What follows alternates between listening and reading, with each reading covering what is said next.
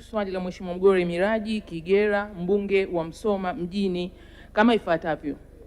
Vyuo vya maendeleo ya jamii na ufundi vimekuwa vikisimamiwa na Baraza la Taifa la Elimu na Mafunzo ya Ufundi NACTVET, ambalo ndicho chombo chenye mamlaka ya urekebu kwa vyuo hivyo.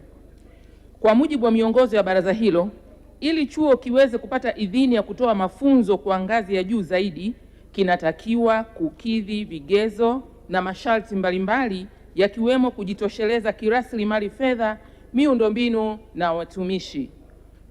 Mheshimiwa Mwenyekiti, wizara inaendelea na mchakato wa kuvifanya vyuo vya maendeleo ya jamii kikiwemo chuo cha Buhare kujitegemea kiuendeshaji, na mchakato huu unafanyika kwa kutumia njia ya kuviunganisha na taasisi ya maendeleo ya jamii Tengeru, yani affiliation, ili kuviwezesha kujiimarisha zaidi kimiundombinu pamoja na kiraslimali fedha na watu. Hatua hii itasaidia chuo hicho kupata mazingira stahiki ya kupanda hadhi ya kufikia kutoa shahada.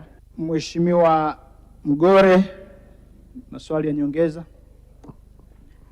Asante Mheshimiwa Mwenyekiti. Kwanza napenda nimpongeze Mheshimiwa Waziri kwa majibu yake mazuri na mpango mzuri wa serikali kuhakikisha chuo hiki kinaenda kupanda hadhi, kwani ni miaka 58 tangu kimekuwa kikitoa cheti pamoja na stashahada. Mheshimiwa Mwenyekiti, serikali ya Daktari Samia Suluhu Hassan imeamua kuwafikia wananchi wake. Hiki kimekuwa kilio cha muda mrefu cha wananchi wa jimbo la Msoma mjini. Na maswali madogo mawili ya nyongeza. Nini mpango wa serikali kuhakikisha inaboresha miundombinu katika chuo hicho, ikiwepo madarasa, maktaba pamoja na mabweni, ili kiweze kutoa hiyo shahada kama ambavyo mnatarajia?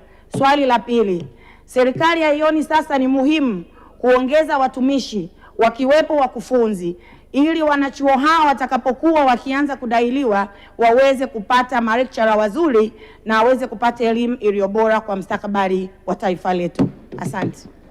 Mheshimiwa Waziri, majibu. Asante sana Mheshimiwa Mwenyekiti, nimpongeze sana Mheshimiwa Mgore Miraji Kigera kwa maswali yake ya nyongeza, na niwaambie wananchi wake anaohudumia kwamba amekuwa mstari wa mbele sana kufuatilia wizarani kitambo tu kuhusu maendeleo ya chuo hiki. Nami niseme kwa upande wa kuboresha miundombinu na watumishi, serikali ya awamu ya 6 chini ya Mheshimiwa Dr. Samia Suluhu Hassan, Rais wa Jamhuri ya Muungano wa Tanzania, imeendelea kuzingatia mambo haya tangu mwaka 2023-24 ambapo ilianza urekebu wa miundombinu kwa kupeleka shilingi milioni 500 kwa ajili ya kujenga ukumbi wa mihadhara. Na kwenye bajeti hii ambayo tunasubiri ipitishwe na bunge lako tukufu ya mwaka 2026-27 kuna milioni 500 zingine zimetengwa kwa ajili ya vifaa.